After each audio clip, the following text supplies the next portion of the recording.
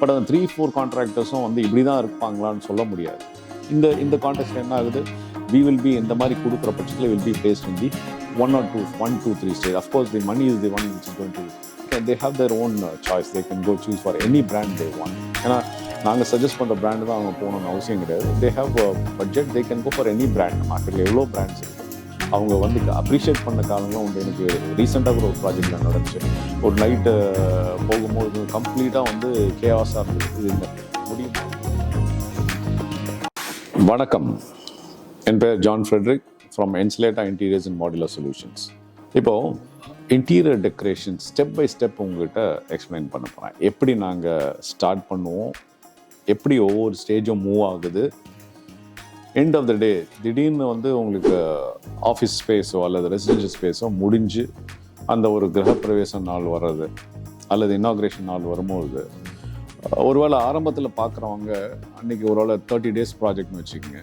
So ஆரம்பத்தில் பார்க்குறவங்க 30 நாளில் வந்து என்ன மிஸ் அவுட் பண்ணியிருப்பாங்க, அல்லது நீங்கள் ஸ்டெப் பை ஸ்டெப் பார்க்கணுன்னா என்னென்ன பாயிண்ட்ஸ் நீங்கள் என்னென்ன ஸ்டேஜஸ் நீங்கள் பார்க்கலாம் அப்படின்றத நான் உங்களுக்கு எக்ஸ்பிளைன் பண்ண போகிறேன். ஃப்ரெண்ட்ஸ் சொல்லியிருக்கலாம், நாங்கள் ஆன்லைன்லேருந்து வரலாம், எக்ஸிஸ்டிங் கிளைண்ட்டில் டிஃப்ரெண்ட் டைப்லேருந்து எங்களுக்கு லீட்ஸோ அல்லது என்கொயரிஸோ வரலாம்.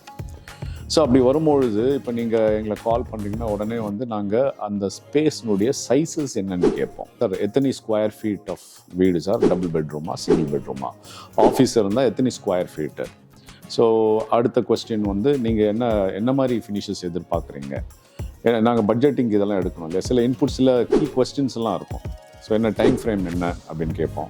உங்கள்கிட்ட நாங்கள் பட்ஜெட் கேட்க போகிறோம். பட்ஜெட் கேட்டுட்ட பிறகு நீங்கள் ஒரு தோராயமாக சொல்லுவீங்க, டெஃபினட்டாக கம்மியாக தான் நீங்கள் சொல்லுவீங்க. அந்த பட்ஜெட்டை மைண்டில் வச்சுக்கிறோம். இப்போ நவ் இமீடியட்டாக நாங்கள் என்ன பண்ண போகிறோம், உங்கள் இடத்துக்கு வருவோம், மெஷர்மெண்ட் எடுத்துவோம். ஆஃபீஸாக இருக்கட்டும் இல்லை ரெசிடென்ஷியல் ப்ராஜெக்டாக இருக்கட்டும், வந்துட்டு நான் வந்து மெஷர்மெண்ட் எடுத்துகிறோம். நீங்கள் இருக்கலாம், இல்லாமல் போகலாம். சில நேரத்தில் எங்களுக்கு அப்ராட்லேருந்து என்கொயரிஸ் வரும். அவங்க ஜஸ்ட் கான்டாக்ட் பர்சன், அங்கே சைட் என்ஜினியரோட நம்பர் மட்டும் தான் கொடுப்பாங்க, ஃப்ளாட்டுடைய நம்பர் கொடுப்பாங்க. அவங்ககிட்ட போய்ட்டு அந்த பேசிட்டு எந்த ஃப்ளாட்னு பார்த்து design, that is lay out, first flow plan எடுத்துருவோம். தட் இஸ் மெஷர்மெண்ட், சைட்னுடைய மெஷர்மெண்ட் எடுத்துருவோம். பல நேரத்தில் வந்து கிளைண்ட்டுக்கிட்ட வந்து இந்த ஆட்டோகேட் டிசைன் இருக்காது. ஏன்னா பில்டர் அவங்ககிட்ட அதை கொடுக்க மாட்டாங்க. அது கொடுக்காததுக்கு வேரியஸ் ரீசன்ஸ் இருக்கும். ஸோ இப்போது நாங்கள் என்ன பண்ணுறோன்னா, நீங்கள் ஒரு கால் வருதுக்கு கிளைண்ட்டுகிட்ட இந்த இன்புட்ஸ் எல்லாம் நான் வாங்கிட்ட பிறகு அகேன் நாங்கள் அவன்கிட்ட கேட்குறது இன்னொரு கொஸ்டின்னா, இது வந்து என்ன டர்ன்கியாக பண்ணணுமா, ஹோலிஸ்டிக்காக கம்ப்ளீட் எண்ட் டு எண்ட் பண்ண போகிறோமா அப்படின்னு கேட்குறோம். So will have different packages for that. So சைட்டுக்கு போகிறோம், மெஷர்மெண்ட் எடுத்துடும். மெஷர்மெண்ட் எடுத்துகிட்டு வந்துட்டு இது அப்படியே வந்து கேடில் போட்டு ஃப்ளோ பிளான் போட்டுட்டு, வார்ட்ரோப்ஸ்னால் வார்ட்ரோப்ஸ் இருக்கிற அந்த 2Dயில் வந்து ஒன்றும் பெருசாக தெரிய போகிறதில்ல. பட் எங்கே எது வரப்போகுதுன்னு தெரியும். லிவிங் ஏரியாவில் வந்து ஒரு டிவி யூனிட் வரலாம், டைனிங் டேபிள் வரலாம், டைனிங் ஏரியாவில் கிச்சன் வந்து ஓப்பன் கிச்சனாக இருக்கலாம், இல்லை க்ளோஸ் கிச்சனாக இருக்கலாம். அண்ட் உங்களுக்கு வந்து puja, most of the case puja room இல்லாமல் இருக்கிறதில்ல. And bedroom, it can be 1 bedroom, 2 bedroom, 3 bedroom, 4 bedroom, depends upon the customer. சில நேரத்தில் வந்து ஒரு சிட் அவுட் மாதிரி ஒரு ஏரியாஸ் கொடுக்குறாங்க. இப்போ ஃப்ளாட்ஸ்லாம் சிட் அவுட்ஸ் மாதிரி கொடுக்குறாங்க. இப்போ இண்டிவிஜுவல் ஹவுசஸ்னால் அது வேறு மாதிரி இருக்கும். ஓப்பன் டு ஸ்கை ஏரியா இருக்குது. இது பேசிகிட்டே போனோம்னா பல மணி நேரம் பேசலாம். இப்போ நம்ம பார்க்க போகிறது வந்து இந்த ஸ்டேஜ் பை ஸ்டேஜ் என்ன போகுது. இப்போது என்ன பண்ணுறோம், நம்ம போய் மெஷர்மெண்ட் எடுத்துட்டோம், 2D டிசைன் பண்ணிட்டோம். அடுத்தது வந்து இதுக்கான எஸ்டிமேட் ரெடி பண்ணி, தம் ரூலாக வந்து எஸ்டிமேட் போட்டுட்டு கொட்டேஷன் ப்ரிப்பேர் பண்ணிவிட்டு நாங்கள் கிளைண்ட்கிட்ட இந்த கொட்டேஷன் அனுப்புகிறோம். அனுப்பின பிறகு அவங்க ஒரு வேளை தேர் ஹாப்பி வித் த கொட்டேஷன், அல்லது அவங்களுக்கு இமீடியட்டாக அவங்களுக்கு க்யூரியாசிட்டி வரும். என்ன க்யூரியாசிட்டி வரும்னா, இது எப்படி, சரி ஓகே நீங்கள் 2Dயில் கொடுத்துட்டீங்க, டிசைனை போட்டு கொடுத்தீங்க, நீங்கள் நான் சொன்னதை வந்து நீங்கள் சொல்லி பண்ணிட்டீங்க, பட் இது எப்படி இருக்கும், என்ன ஃபினிஷஸாக இருக்க போகுது அப்படின்ற மாதிரி கொஸ்டின் வரும். அப்போது நாங்கள் வந்து வெரி செலக்டிவ் கிளைண்ட்ஸுக்கு, depending upon the budget, depending upon the value of the project, நாங்கள் சில நேரத்தில் வந்து ஃப்ரீயாக கூட 3Ds கொடுக்குறது உண்டு. இன்றைக்கி கிளைண்ட்டுக்கு வந்து 3D நம்ம கொடுத்தோம்னா, you don't have to explain anything to them. It is self-explanatory. அது may be residential, may be office project, எது வேணால் இருக்கலாம். இது ரெண்டும் நம்ம வந்து இந்த ரெண்டுலேயே இந்த ப்ராட் கேட்டகரிஸ்னு வச்சுக்கலாம். கமர்ஷியல், இது ரெசிடென்ஷியல், இது ரெண்டுத்துலேயும் வந்து நம்ம வந்து 3D கொடுத்துட்டோம்னா, இப்போது தே ஸ்டார்ட் ஃபேன்சிங், அல்லது தே ஸ்டார்ட் ஒரு கனவு காண ஆரம்பிச்சிருவாங்க. இது என்னுடைய குழந்தைங்கள, எஸ்பெஷலி குழந்தைங்களா இருந்தால் அதை இது என்னுடைய ரூமு, என்னுடைய இது என்னுடைய ஸ்டடி ரூம், இது என்னுடைய இது பங்க் பெட், அந்த மாதிரி ஒரு இதாக ஒரு கைண்ட் ஆஃப் ஒரு பிலாங்கிங்னஸ் எடுத்துக்குவோம். எனக்கு இந்த கலர் வேணும். அப்போ we sit with that family, அவங்க கூட உட்காந்துட்டு நாங்கள் டிஸ்கஸ் பண்ணிவிட்டு அவங்களுக்கு என்ன கலர்ஸ் பிடிக்குது அப்படின்னு சொல்லியிருப்போம்.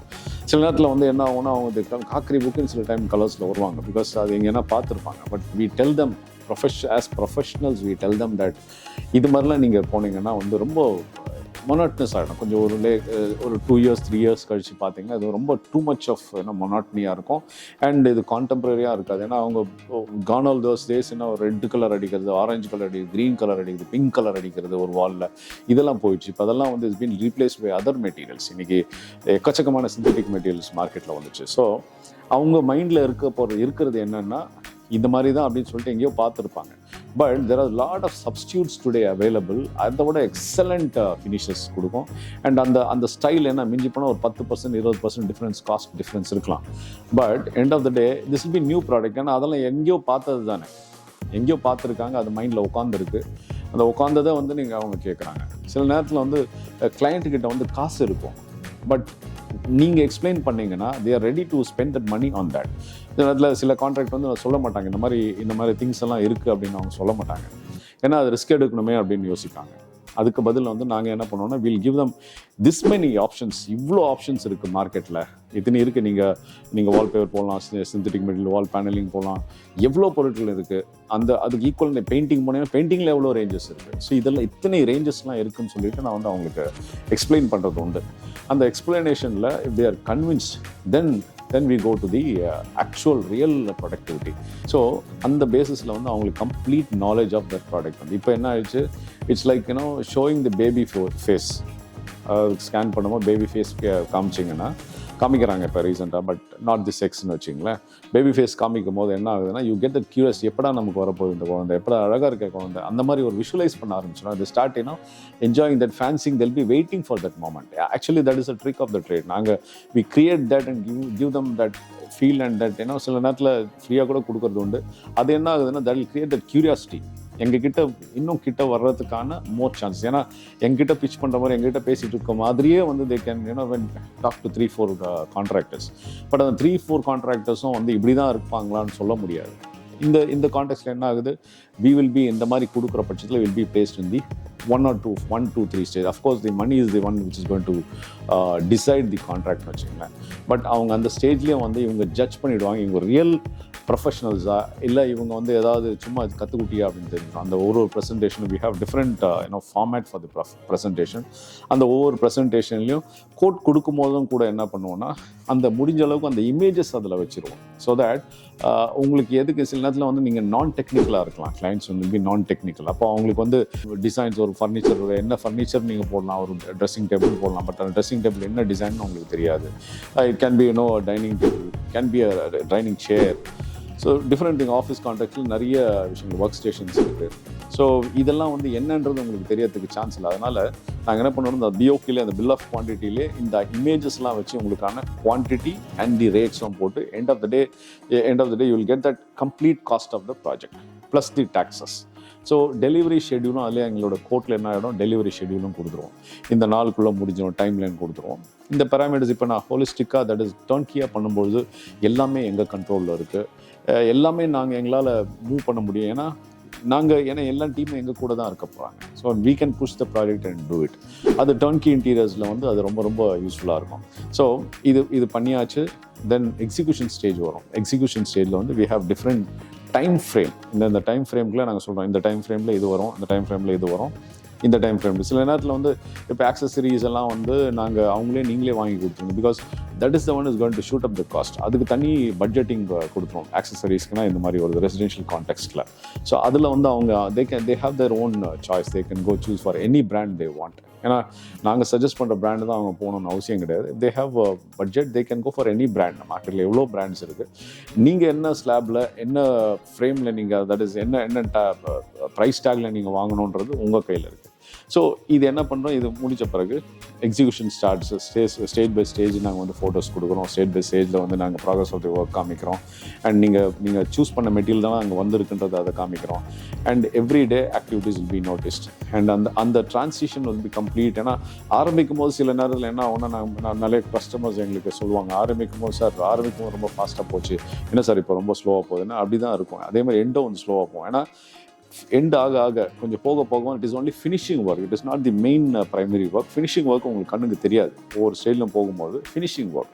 ஸோ ஆரம்பத்தில் இருக்கிற மாதிரி ஃபினிஷிங்கில் இருக்கிற ஆக்டிவிட்டீஸ் வந்து உங்களுக்கு தெரியாது. ஸோ அப்போ அந்த ஸ்டேஜில் வந்து உங்களுக்கு என்ன ஒர்க் நடந்திருக்குன்னு உங்களுடைய கண் கூட நீங்கள் பார்க்கலாம். எங்களுடைய அத்தனை ரிப்போர்ட்ஸும் வந்து will be visible to you. Some activities happening there.